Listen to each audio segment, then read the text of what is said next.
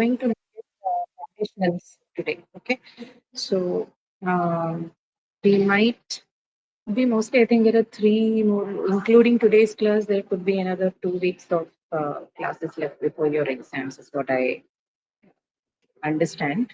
And so quickly check. So today is 9 and 16. So which means next week and the next to next week, next to next week would be your last class for this, right? So we've covered most of the things. I think only conditionals and quantifiers, negative sensitive elements are left. So quantifiers and negative sensitive will do together. Anyway, we have 2 more weeks, so I think we'll have enough time to discuss that. Today we'll look at conditionals. Okay. So I'm going to share the screen with you for the PPT.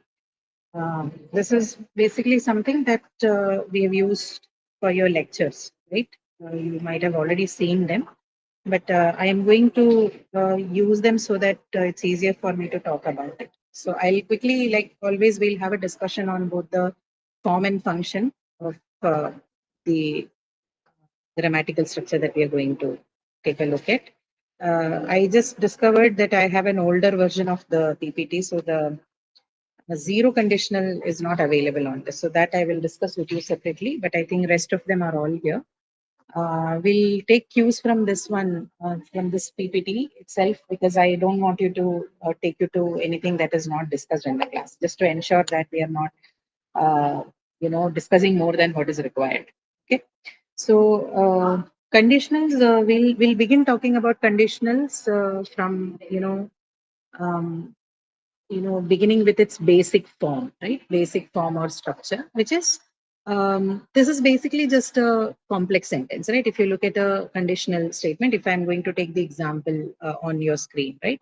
I will invite her for lunch at home if Naina brings me, right? This is if suppose this is the sentence that we are looking at. Then if Naina rings me, right? This part is your conditional statement, right? This is what adds condition to your sentence. And if you take a closer look at that sentence, if you have to go to the very preliminary understanding of sentences in English, right? One thing that we are going to use is subject and predicate. And once you talk about subject and predicate, the next thing that you're going to talk about is clausal structure. Within clausal structure, we talk about dependent clause, independent clause, or subordinate clause. I think that's the more familiar term for you. So again, if you discuss it a little further, we know when we have had a discussion on the simple, complex, compound sentences, you were told that a complex sentence is the one that actually would have a subordinate clause, or putting it the other way around, subordinate clauses, at least one subordinate clause has to be uh, included in a given sentence to make it a complex sentence, right? The presence of at least one subordinate clause in a sentence would make it a complex sentence. So if you look at the conditionals as such, this the sentence here, I'll invite her for lunch at home if Naina rings me. You know that this is a, to begin with, you know that this is a complex sentence because it has a subordinate clause in it. What is a subordinate clause? The conditional clause if Naina rings me, right? This is a subordinate clause. Cannot stand on its own. It requires the principal clause or the main clause to give it a full sense or a complete sense, and hence this is a subordinate clause. Okay, and any subordinate clause which introduces a condition into a sentence is called a conditional clause. As simple as that. Right. So last week when we were discussing, we looked at question clauses, that clauses, if and whether clause is something again that we discussed in the last class, right? So I think we briefly did a discussion on this, had a discussion that conditional sentences or conditional clauses are that which introduces conditions, whereas whether clauses are the ones which are usually presents an alternative. Whenever you have to present a situation which includes alternatives or choices to be presented, then you use whether clauses, right? If is usually for presenting, introducing a condition or for confirmation. And confirmation usually happens when you're using an interrogative sentence, but otherwise it's usually to introduce a condition, right? This is the basic introductory aspects of what conditional clauses are. So all I'm trying to say is that they are no different from anything else, although it is presented as a separate topic because conditionals have further divisions like zero, first, second, third, mixed conditionals, for the reason that they have more functions to perform than introducing a simple condition into a sentence. It's a different topic. But structurally, if you take a look at it, form wise, it's not different from any complex sentence, right? It follows the similar structure of a complex sentence, with one part of the sentence being a principal clause and the other part being a subordinate clause. Okay. So this is the introductory aspect. So if you look at the sentence as such, the conditional sentence as such, the if condition, the subordinate clause is basically the it's called the if clause, right? Because if clause, because if is the most commonly used conjunction to introduce a condition in English. Are there more words? Are there more functional words which perform the same function? Yes. Yeah, it's not just if. There are other words in English which, or other conjunctions in English which can introduce conditions, right? We'll take a look at them as well. Guys, just for confirmation, is there too much background noise for you? Am I clear? Are you able to hear me well, or are there noises disturbing you?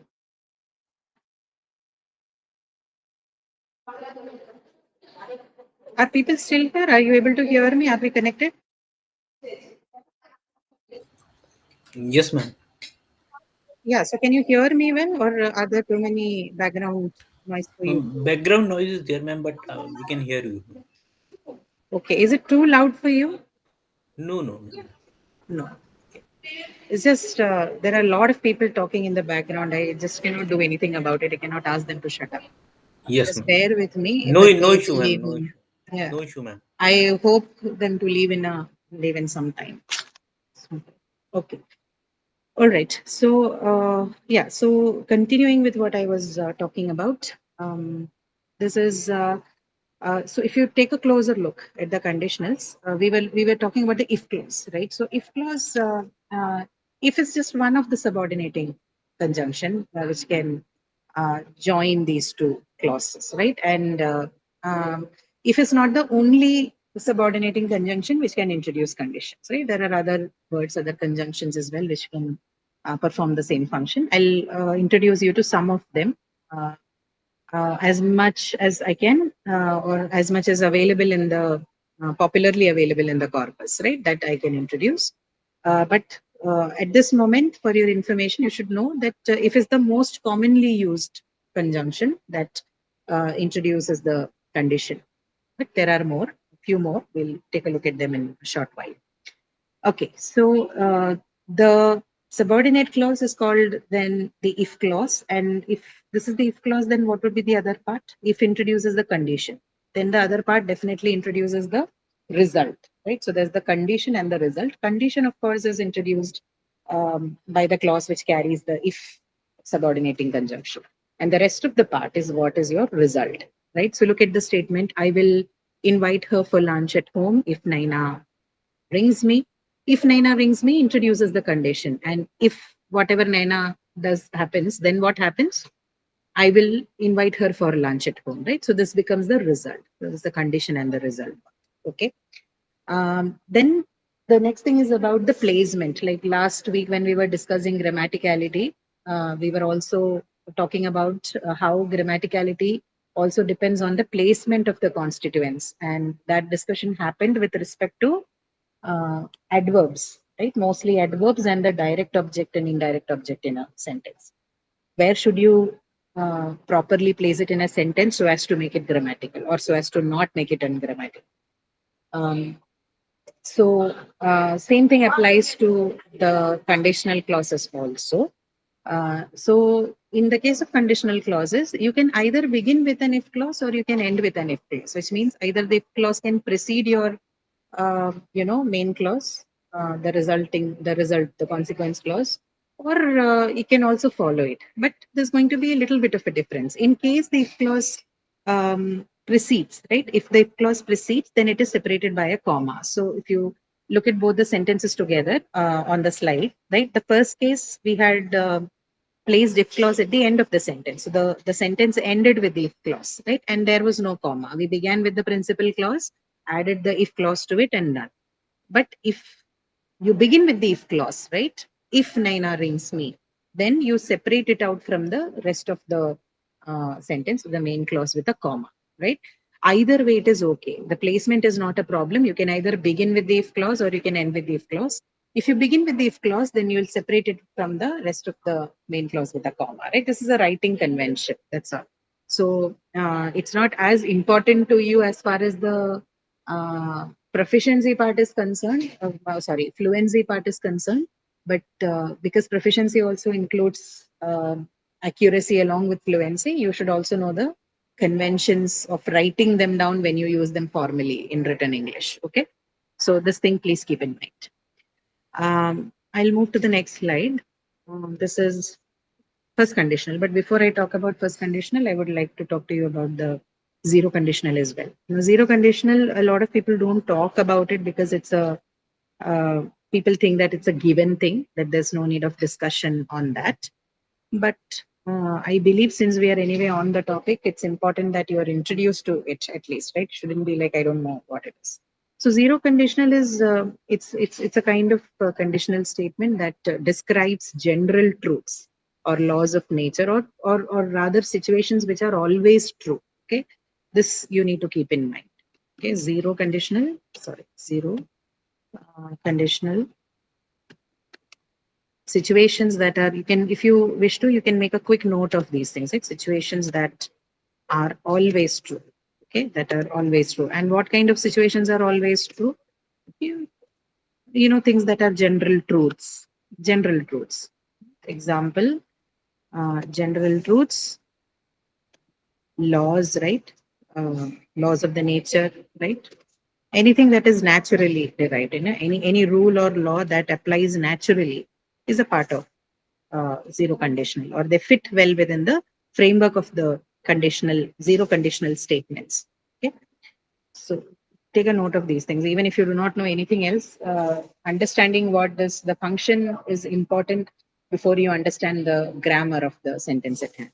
Zero conditionals do this. Example statements would be just a second. Let me write it down for you. So if you heat ice, it melts. One sentence. Okay. This is an example of a zero conditional. So something that is naturally true, right? Uh, the condition is also naturally applied. The result or the consequence is also naturally applied. It cannot have any other results, right? This is always true. You heat ice, it's always the resultant or the consequent action is going to be that it melts, right? It never changes. It's always, or more than it never changes, you could say it is always true. Whenever you heat ice, it's going to melt, right? Of course, there could be other consequences to it, but this consequence is fixed, right? This is a true thing all the time. You cannot expect anything else, unless, of course, other conditions are. So, general truths, laws of nature, anything that naturally applies to a certain situation would be counted in the category of zero condition. Now, how does the structure look like? The structure is usually very simple for if conditional. So, I have a question for you. In not in the context of the conditionals, but in general, when you have to represent truth or things that are fact like, what do you do? How do you represent that grammatically? Which component of the grammar is used to represent truths and general laws and facts? Present tense. Present tense, right? Yeah. So present tense, very good. So which means in the structure of conditional clause, there is definitely going to be the presence of present tense. So if I am to look at the structure, take a skeleton of the structure of the sentence in zero condition, it's going to be if plus simple present, which means the if clause is going to carry simple tense, simple present tense, sorry, uh, simple present, right? And then followed by, again, in your result clause, right? Resulting clause, or what is also called as the principal clause, right? Again, that is going to carry simple present, right? Because we're talking about a situation that is true always, fact, right? So you cannot use any other tense here. So in both the clauses, both the subordinate as well as the principal clause, both the if clause and the principal clause, you have simple present tense. So if plus simple present, which is the if clause, subordinate clause, followed by the main clause, which again carries simple present tense. I wrote simple tense. Okay, so we understand. Uh, then we have the next one, which is the first conditional. Now, the most commonly found conditionals, right, are the ones that people usually use in their conversations. Most of them, if you quantify the corpus of the speech, most of it is going to be in the first conditional, because that's like why is it so? Because first conditionals represent situations that are all, which are the most possible, right? Situations that are uh, realistically possible realistically possible. So that is how first conditionals are represented, right? It talks about a real possible situations, real possible future situations, right? This realistically possible situations. And these conditions, because we're talking about if clause, these conditions, they represent conditions that are likely or possible to happen. So we are talking about, we're not, so which means uh, situations that are likely possible as opposed to situations that are hypothetical. This is the second conditional that we'll discuss while we are talking about second conditional. So this is a direct contradiction or indirect contrast to what second conditional, right?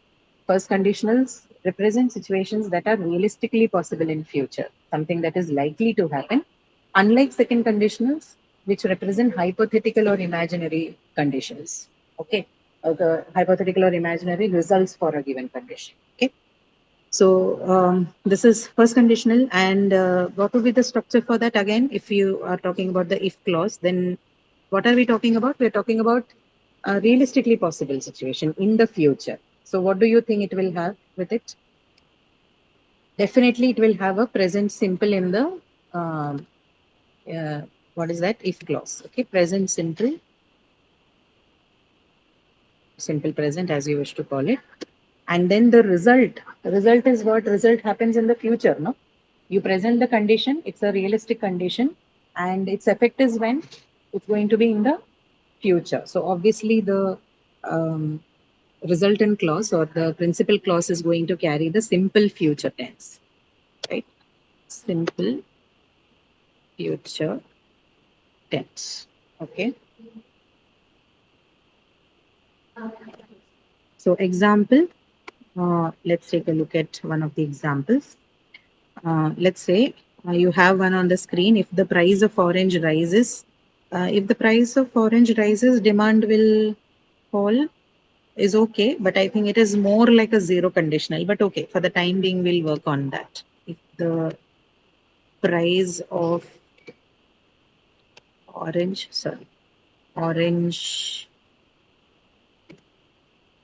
rises, demand will fall. Okay, if you have to work with the statement, right? If the price of orange rises, demand will fall, right? So what are you doing? You're look at the if clause there. If the price of orange rises, so possible, right? Likely possible, realistically possible situation, and then the resultant clause demand will fall.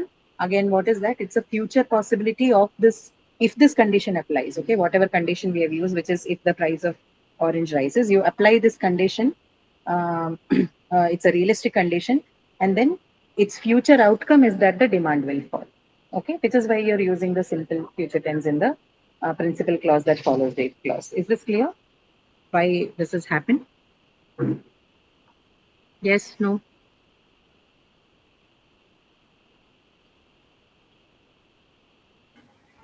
Yes, ma'am. Yeah. Okay. So instead of the point is instead of looking at the statement and trying to by heart the grammatical form. Okay, zero conditional is if plus simple present, or first conditional is if plus simple present plus simple future. This doesn't work, right? You need to unnecessarily waste your brain cells, right? You don't have to waste your brain cells to by heart things which need to be conceptually understood, which is why I'm spending some time discussing this. Otherwise, I would have straight away gone to the, started discussing the worksheet with you. Um, so I hope this is helpful in that sense. Please understand the concepts in the way you should understand them. First, every time you're learning a language, whether that's English or anything else, rather than focusing too much on the grammatical structures, they are important. Grammatical structures are important to ensure accuracy. But first, try and understand the function, right? Try to understand the concept. Try to understand what the grammatical aspect is trying to achieve, right? What is it trying to communicate? First know that and then look at the structure. It will stay. You'll retain it better and you'll understand it better rather than just looking at the structures. Uh, so this is your first conditional, right? I hope you have understood. So I know that the slide contains a lot of information, right? Verbs in if clause and independent clause. Don't bother with that, right? They are, of course, we need to provide you with these details because they also act as your document that you want to refer back when you're learning, right? And that should be descriptive in nature, right? We are required to give you more details, give you more teaching notes kind, preparatory notes. So which is why your slides will have all of these details. But when you study, you should be able to condense it to fit your needs, right? I'm doing that part for you in the class, but for topics where it doesn't happen, you should also make some efforts to condense the material you have to suit your needs, right? To make it more conceptually viable for you to learn for the exam. Don't try to mug everything on the slide. That is when things get mixed up and you run the risk of forgetting things. Just take the skeleton out. Don't try to learn it word by word. So next thing is the second condition, right? Second conditional, like I just told you, second conditional is something that works in contrast, which works in the reverse format to first conditional. So if first conditional represents realistic situations, then second conditional represents what? Refers to situations that are unreal, hypothetical, or unlikely, right? So it is used usually when you have to express your wishes or your dreams. Um, you know, People usually who do a lot of wishful thinking that, if I were this, if you were that, kash ki, this kind of statements are usually hypothetical, right? They're imaginary. It's not real. You're not talking about a situation which is real or which has like a um, likely outcome. You just wish that something would be so, right? This is called a hypothetical or imaginary situation. So, second conditional has this function of introducing hypothetical results of the conditions introduced. So, you introduce a condition using if clause, and the resultant clause or the main clause, right, would be something that represents a hypothetical or imaginary situation, right? Let's take an example and try to understand. Imaginary, one second. Not imaginary, actually unlikely. That is better word to use. Unlikely, unreal, or hypothetical situation. Okay, as opposed to first condition. So this is what it does. And then structure would be, if you look at the sentence there, what do you have? You have if followed by simple past, right? So now there's a change in this one. Until now we are using simple present. Now we have used a introduce the simple past to the if clause, followed by would. Okay, followed by would and the rest of the sentences, right? Rest of the part. This part is very important. This would is a very important addition to the structure. So if I'm going to take an example, okay, look at the example that we have on screen. You have, if we had an oven, we could grill the mushrooms, right? So with this would is important. Would is the more common thing, but instead of if plus simple past and would, you can also use could or might. Okay, all of those are also fine, absolutely fine, right? I think I should have written it that way. So if plus simple past followed by would or could or might, right? This can be the structure that you use. Okay. So let's look at an example. If we had an oven, we could please look at your screen, right? If we had an oven, we could grill the mushrooms. Okay, so what am I trying to say? If we had an oven, right? So do you have the oven now? What is the sense that it conveys? If we had an oven, do you have it now? No. No. Right?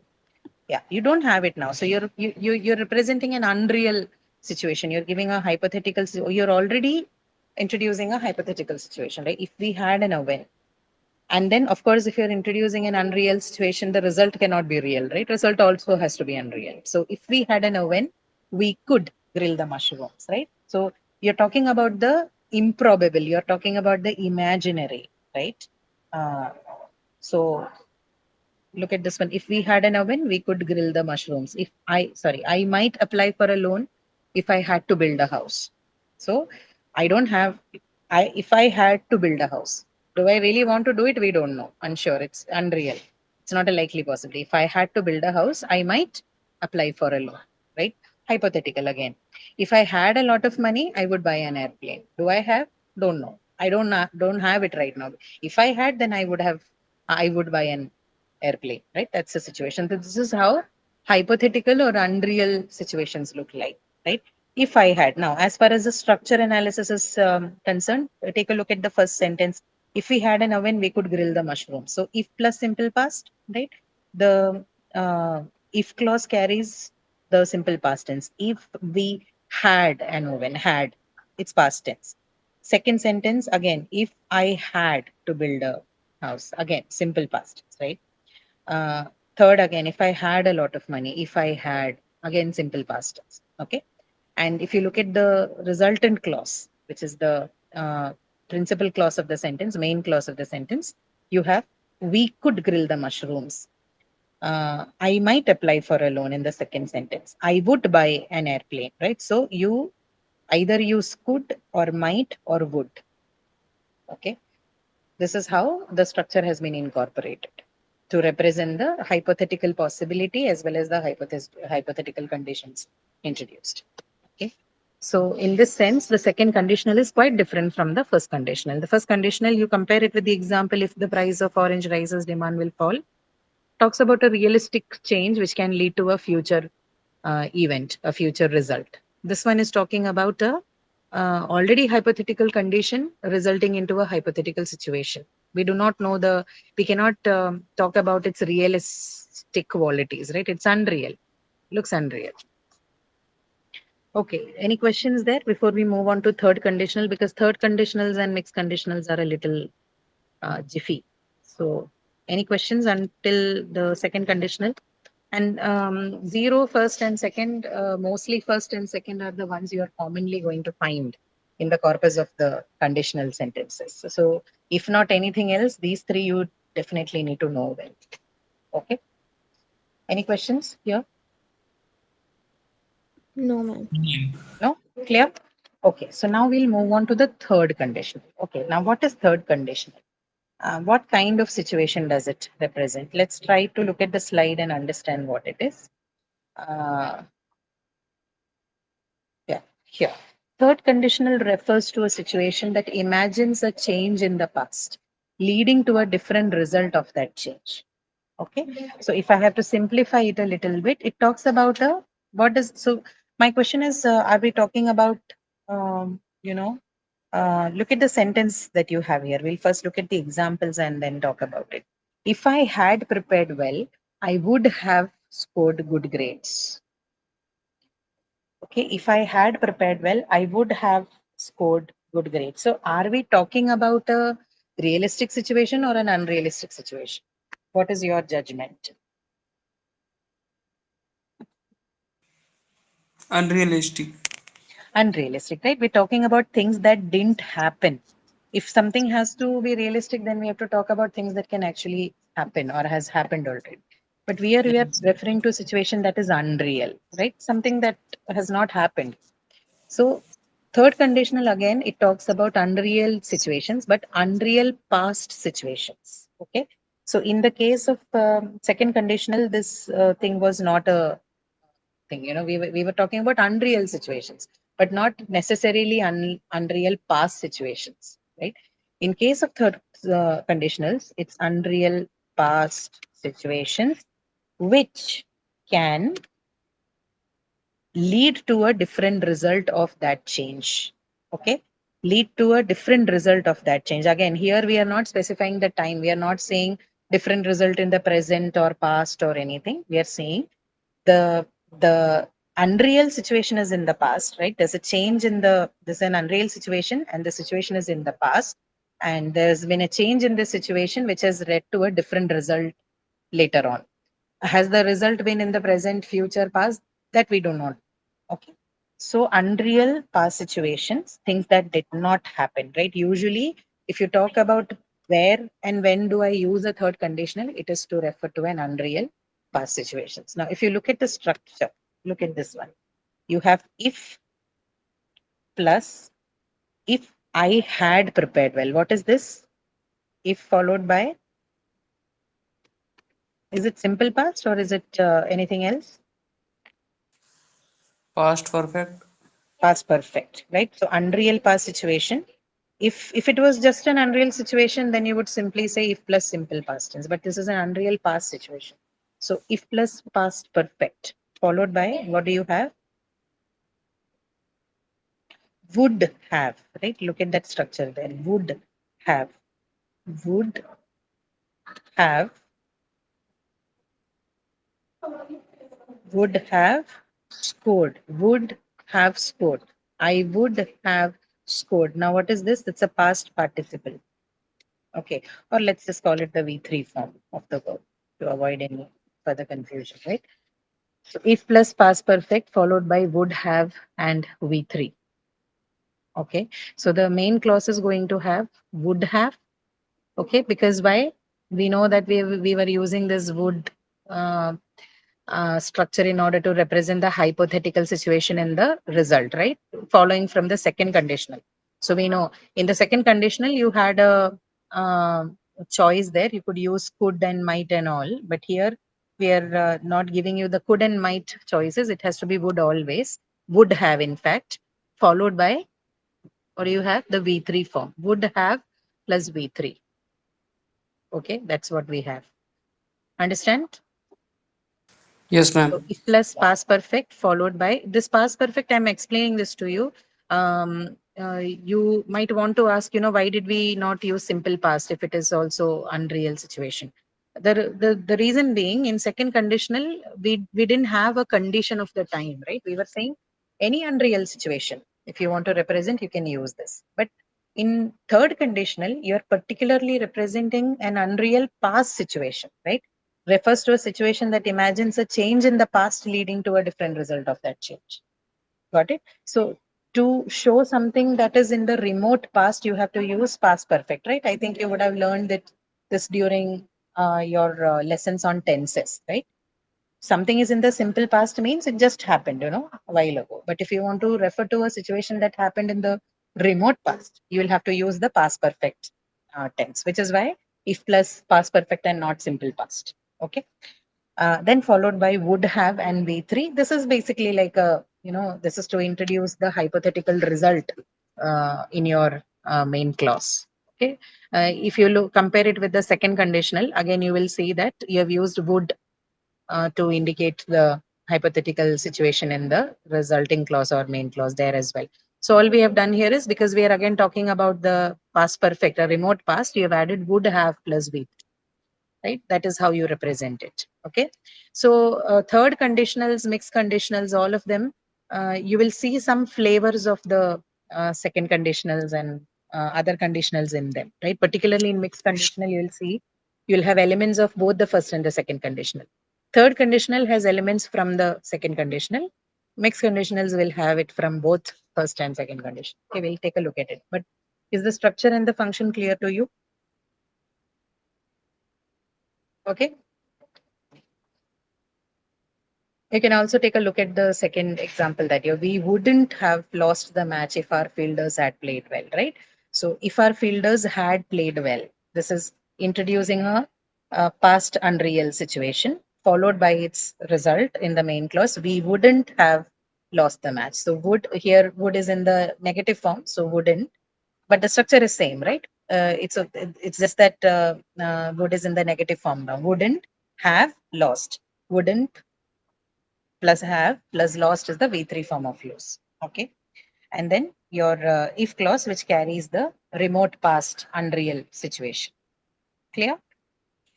We'll go further into mixed conditionals. Yeah, yes, no. Any questions? No, ma'am. Okay. Okay, now mixed conditionals, right? So like I told you, they are going to have elements from both your first and the second. So there are two types of mixed conditionals that you can look at, right? The first one where you see the past condition giving you a present result, right? So mixed conditionals usually they combine two different time references, which is why I told you they in the mixed conditionals you are going to see an influence of both the first conditional as well as the um, you know second conditional. So this is because in mixed conditionals they combine um, two different time references, right? So in the first conditional, we are referring to realistic situation, having a future possibility, right? Second conditional, we are talking about an unrealistic situation, having a unreal possibility, right? In representing, I mean, mostly it represents actions in the past form, right? In mixed conditionals, you will have two different time references. Okay, which means what are these time references? What are these two different time references? One is the past condition and one is the present condition. So you will see both the past and the present time references in uh, the mixed conditionals. Okay, so we'll look at both the types. I'll give you examples for both and I think it'll be clear for you. So let's look at the first example. If I had, okay, I think there's one example on the screen itself. Maybe we can use that or let me see. Yeah, I think I'll use that only. If I had not won the lottery, right? Let's analyze this one. I would not. So again, don't mind the not here. It's simply a negation form there. So we don't have to worry too much about it. World tour. If I had not won the lottery, I would not be on a world tour. So what is happening here? Is the condition in past or present in this case? Look at the sentence and tell me, is the condition in past or present? If I had not won the lottery, is it a past situation or a present situation? Ma'am, past. Past, right? The condition is in past. It gives you past condition and then result is in present or past. Just check me. Second, let me know. I would not be on a world tour. Is it past or present? I would not be Present. on a world tour. Present, right? So there's a past condition that is introduced, but the past condition has a present result. So which is why, a change in the past would have a result in the present. The first situation, look at that. On your screen, on the slide, mixed conditionals are used to imagine a situation. First situation where a change in the past would have a result in the present. So look at the sentence here now. If I had not won the lottery, it's a past condition, right? Change in the past leading to a result in the present, right? Present result. So this is how the first type of mixed conditional work. Past condition leading to present result. Okay, if I had not won the lottery, past condition, I would not be on a world tour. Okay, present result, which means the person has won the lottery and the person is currently on a world tour. That's the understanding. That's the derivative meaning of it. Then, if you look at the second condition, what do you have? Second condition is when you, okay, let's look at the example here. Okay. If it wasn't urgent, if it wasn't urgent, I wouldn't have called you today. I wouldn't have called you today. Does this ring a bell? Where did you see the structure? I wouldn't have called would plus have plus V3 form. This was in the which conditional? Second or third conditional? Third conditional, right? Would plus have plus V3. And what was the third conditional representing? Was it past or present? Third conditional was also presenting what? Unreal past, right? Unreal past. So obviously, here, if it wasn't urgent, what is the condition? Is it in past or present? If it wasn't urgent.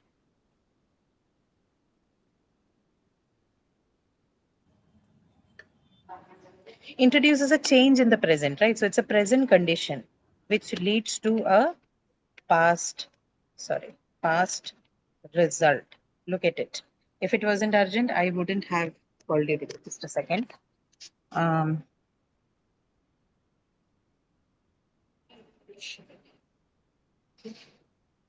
Yeah.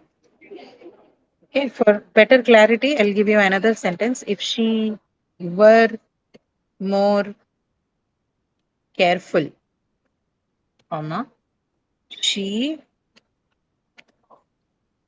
would not have made that mistake yesterday. Made that mistake yesterday. Okay, I think the sentence will give you better clarity. Okay, if she were more careful, she would not have made that mistake yesterday. Okay, so what is your condition? Is it in present or past? It is in present. If she were more careful, right? She would not have made that mistake yesterday. Past, right? Unreal past. So third conditional has been two types. Okay, first situation is where you have the past condition changing to the present result. Second is when you have a present contingent giving you a result in the past, right? A change in the present leading to a different past as well. Okay, so third conditional has these two separate forms. Okay, so quickly to take a look at okay, structures. I think I did not give you the structure. So how about the first condition? When past condition changes to present result, you have if followed by, oh, sorry. Yeah, if followed by what? You have simple past, right? Where did it go? Yeah, if plus no, sorry, not simple past. You have past perfect, then, sorry, followed by would, right? If I had not won the lottery, I would not be on a world tour. That was our sentence. If I had not won, if I had not won, if plus past perfect followed by would be on a world tour. This would be the structure, right? Would plus the infinitive form, right? Then for the second condition, when the condition is present and the result is in past, what do you have? Second one, you have if it wasn't urgent, I wouldn't have called you today. If plus simple past, right? Simple past followed by would have, which is from your third conditional, would have plus V3. Okay. So these are the two situations you have as far as mixed conditionals is concerned. Mixed conditionals, you even if you do not, you know, understand them entirely, it's okay because uh, as long as you're able to catch the idea of the second conditional and the third conditional, I think most of the situations that you want to represent is taken up by them. So don't have to worry too much about it, right? Mixed conditionals are not as common as the first, second, third conditionals. So second and third conditional, if you have understood well, it will help you understand the mixed conditionals better. Okay, mixed conditionals is not that popular in usage also. Okay, it's only used in the specific conditions where you have to show a change in the past leading to a change in the present or a change in the present leading to a change in the result in the past, right? So if you understand that situation, then the rest of it is not a problem. Okay. Yeah. Any questions here? Anything that you have not understood? Anything that's not clear? See, these kind of questions, no, you will have to look at multiple examples and then, try and understand it. Because when I teach you, there isn't anything more than what I can add to what I've already said, right? I can only introduce you to the condition. If you want better clarity of how it works, then you have to take a look at the examples again and again, right? That's the whole point. So, any questions until what I have told you? Anything that is, I know this the mixed conditionals is a little confusing, but that's okay. That's understandable.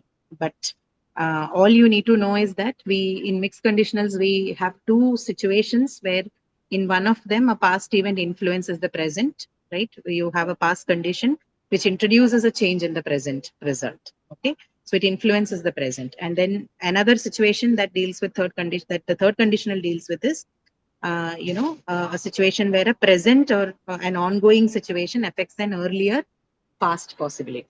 So a present condition bringing about a change in the past results. Okay. So these two things are what you need to keep in mind. These are the two situations which the mixed conditionals can introduce. Okay, or they talk about. Any questions on the zero, first, Ma'am, second, third? ma'am, Have they second, understood? ma'am, in mixed conditional type 2, present condition, Yeah. past result. Ma'am, Hmm. you have given an example. Like Hmm. if she were more careful, she would not have Yeah. made that mistake yesterday. Ma'am, Correct. condition is also in the past, no, ma'am. Condition is not in the present. No. So see, it's a past condition or it's an ongoing situation. So if she were more careful, right? This is the understanding is still in the situation is still being portrayed in the past event, right? So it is called present condition because it has an ongoing presence. It has a flavor of something that is still ongoing, which is why they say present condition. And Don't look at the where is used instead of was, ma'am? I mean, that's the same thing, no? Even if it is was, people could say that it is past tense only, it is not present. But the point here is not about simple present tense or the structure that is used. It is about which is why I said, I did not say simple present tense, I said present condition, right? So a condition that has got, some effect on the ongoing situation, which is present. That makes it a present condition. Which is relevant in the present also. Yeah, which is relevant in the present. Exactly. Something that influences the ongoing situation, current situation, right? No matter what the grammatical structure is, which is why present condition. I'm not saying present tense changes to past tense. Present condition leads to a change in the result in the past, right? We are talking about the functional aspect, not the I mean, here subject structural verb aspect. agreement is that she should be with was No. That is a convention in English. You say if she were more careful. You don't say if she was more careful. Although I think in conversational English these days people use if she was more careful, but formal English uses this structure. If I were you, or if she were more careful, if you were more careful, this wouldn't have happened. So this is a standard conventional structure that people use in English. Okay. Okay, all right. I think we've took up most of the time in the explanation itself, and I'm okay with that because I know these things can be a little confusing. So I'll give you some time to take a look at it and tell me if you have any questions.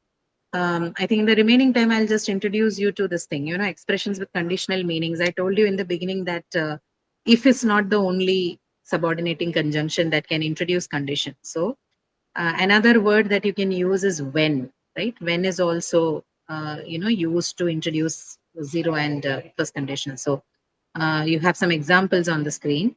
When the earth completes one rotation, we have a day. When I reach the office, I will call you. So these are all conditional sentences without an if, right? Instead of if, you have used another uh, expression that can introduce condition. Similarly, unless, as long as soon as, on condition that, in case, these are all other expressions that can be replaced, instead of using if, you can replace if with any of those. So If he gives me the document, I will not verify his, I will not be able to verify his application. So you can change it to unless he gives me the document. This is again something that introduces condition, right?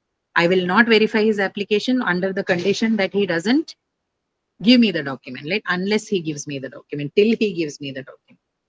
Then you can collect the check as soon as the documentation is over. Again, as soon as is introducing condition. That is, as soon as the documentation is over, result, you can collect the check, right? So these are some other expressions. Then I will give you the passcode in case. In case, again, is a phrase that introduces condition. In case I am unavailable at that time. As long as you are the manager, again, as long as is introducing a condition, right? Instead of if you're using as long as. As long as you are the manager, I will obey your orders.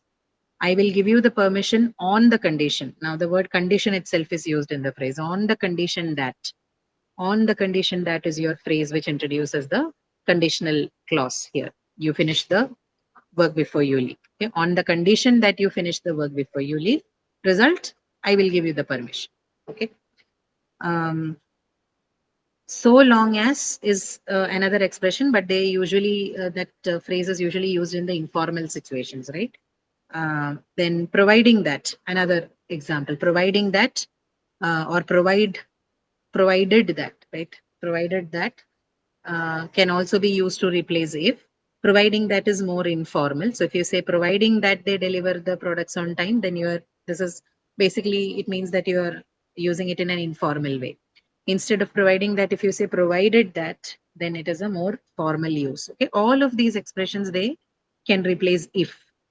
Another one is supposing. Supposing with first, second, third condition. Supposing the guests don't come on time, which is, instead of saying if the guests don't come on time, you can say supposing the guests don't come on time.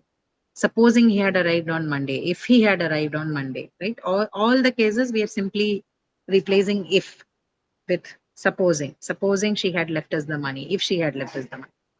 Or in otherwise instead of if. Okay, so you must start the work or you will be delayed. Again, or is something that you will see in the resulting phrase, not in the condition itself.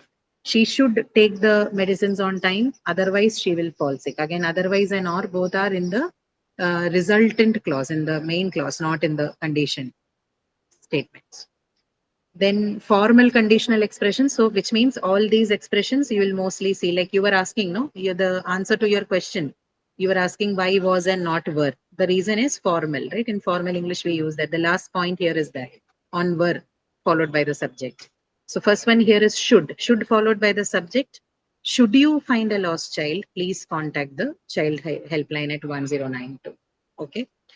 Had followed by the subject. Had thus known of a story, he would not have left him alone. So had can also replace if to make it more formal. Then if followed by the subject and were to. Okay, if the CEO were to leave, if and were to, if you're using if as the subordinating conjunction again, you can use this were to expression to make it more formal. If the CEO were to leave, not if the CEO was to leave. Okay, that makes it a little informal. If the CEO were to leave, the whole team would have to suffer. Were followed by the subject and infinitive. Were the recession, not was the recession to not slow down. You always say were the recession to not slow down. Again, introducing condition. There would be major problems in the automobile sector. Okay, so these are all a few other expressions that we use in formal English to replace the if subordinating conjunction, or rather to introduce condition. Instead of using the if clause, you have all these various possibilities, other variants available, variant expressions available in the English language. Should, had, if, and were, they're mostly to used in the formal way more, right? If you have to make your speech or your writing more formal, then you use this. If not, you have other options like supposing, right? Provided that is again informal.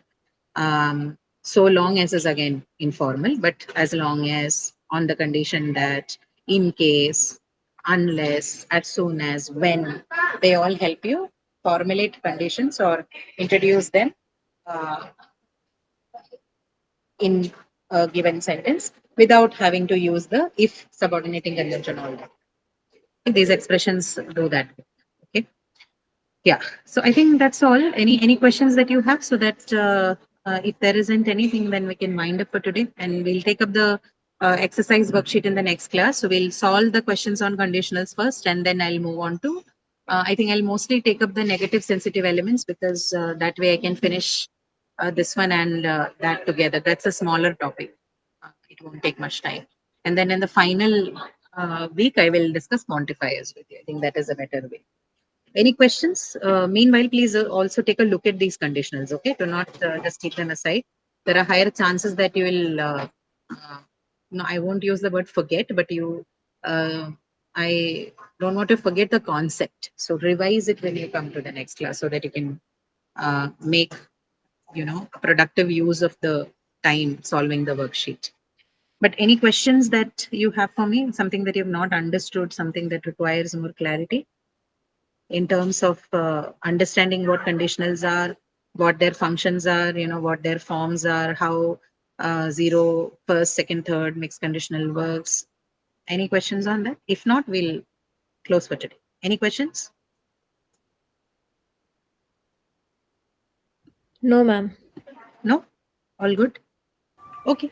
Yes, ma'am, please ah. upload the today class and last class, ma'am. I think they'll do it in the end of the week. Last session, I think there was some technical glitch.